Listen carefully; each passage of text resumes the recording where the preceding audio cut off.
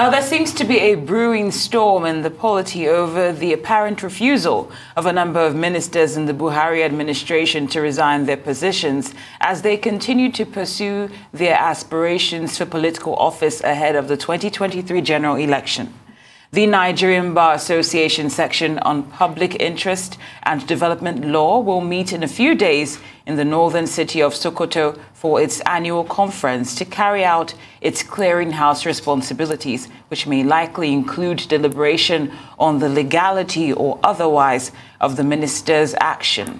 We're now being joined by a former Deputy National President of the Nigerian Bar Association, Onyekachi Ubani, to explore for a quick chat on the likely constitutional implications of this situation. Thank you so much for joining us on Newsday. Now, I'd just like to know your thoughts on this stance that these participants have taken, choosing not to resign. Does it not make a mockery of the Electoral Act at best? Yeah. Well, the position was that there was a piece of legislation that was passed by the national, which politicians were acting in the political process, to participate in the political process of being elected.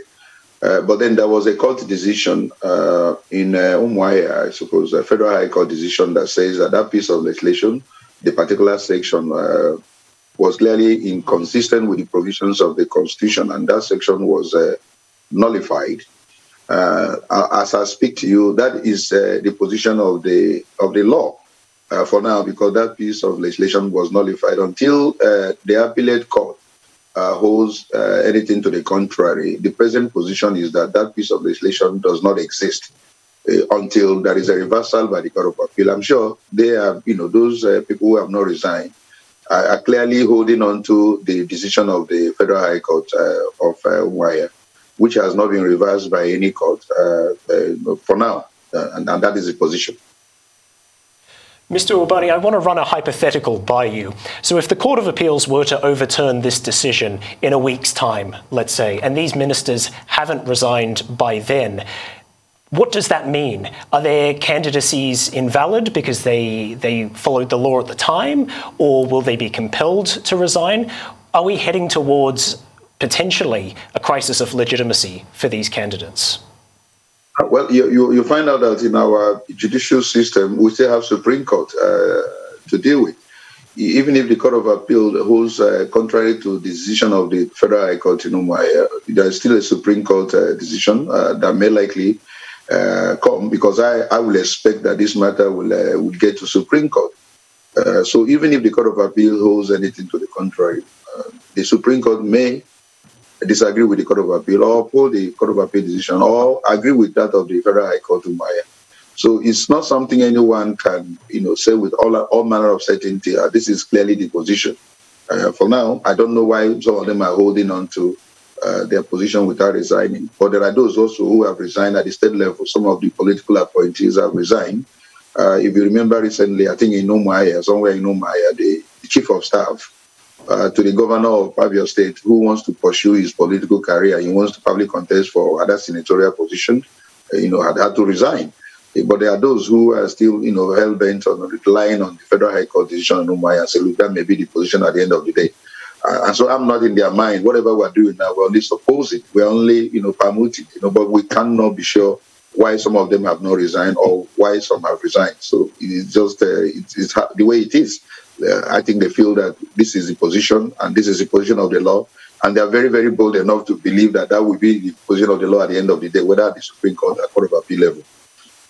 Well, we understand that the Nigerian Bar Association section on public interest and development law will meet in a few days in Sokoto for its annual conference. Can you tell us some of the issues that will be discussed at that conference? What is the theme of the conference? Just tell us more about it. Yeah, thank you. I remember that a few months ago I was in your esteemed television to announce the conference of SPIDL. SPIDL is a section of public interest and development law.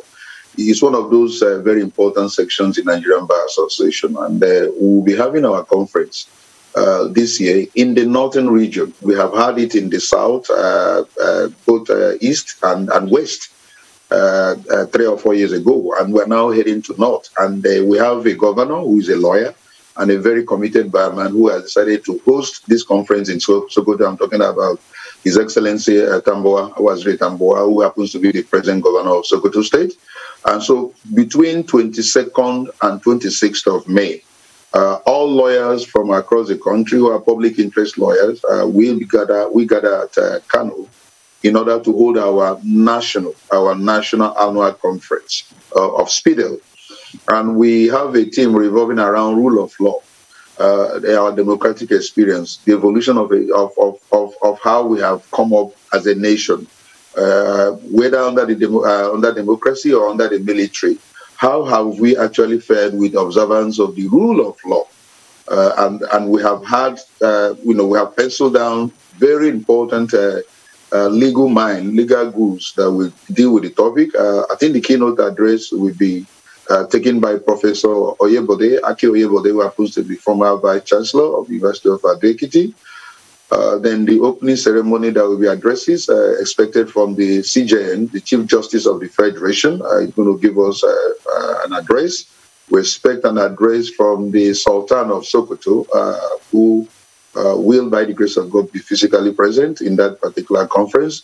Of course, the governor himself of the state we're expecting an address from him. The Attorney General of the state will be expecting his address. We'll be expecting also address from the Chief Judge, Honorable Justice Sifawa, who happens to be the Chief Judge of Sokoto State. So it's going to be a whole lot of activity. There are other sub-teams to be handled by renowned professors of law, renowned human rights activists and lawyers and professionals.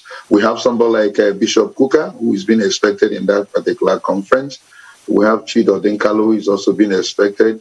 We have several others. So the names are so many that I will advise that lawyers from across the country and even those who are non-lawyers, to participate, to be present in that particular conference, where we really, look at the issue of rule of law.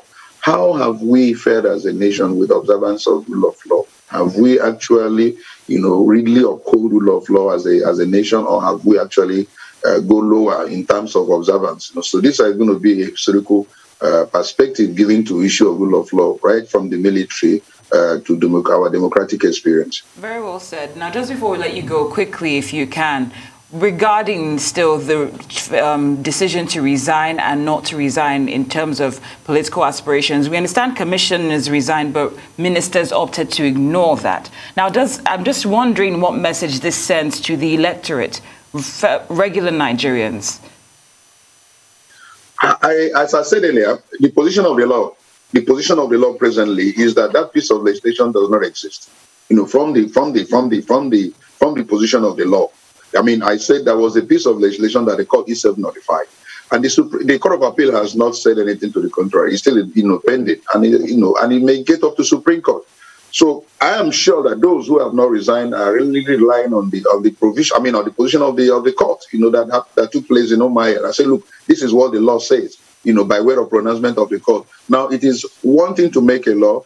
There is a particular arm of government that does interpret the law, and that particular interpretation has been done by the court, even at the lowest level. Now, we are expecting what the Court of Appeal or the Supreme Court will say. So I am not, I won't condemn them. I will also not approve of them. But if I were in their position, I would take a position of probably let me resign, and wait for whatever the court will say so that I don't make any mistake if at the end the Court of Appeal says anything to the contrary, you put yourself in a tight corner. But for those of them who have not resigned, I don't know why they have not resigned. So these are some of the issues we will examine actually in Sokoto. And I use this opportunity to assure all lawyers that, we've been to Sokoto 2 or 3 times. Sokoto is very safe. Those who want to come, please make an arrangement to be in Sokoto. 22nd to 26th of May. Sokoto is the place to be, and the governor assured us of every arrangement. Mr. Ubani, thank you so much for joining us on Newsday.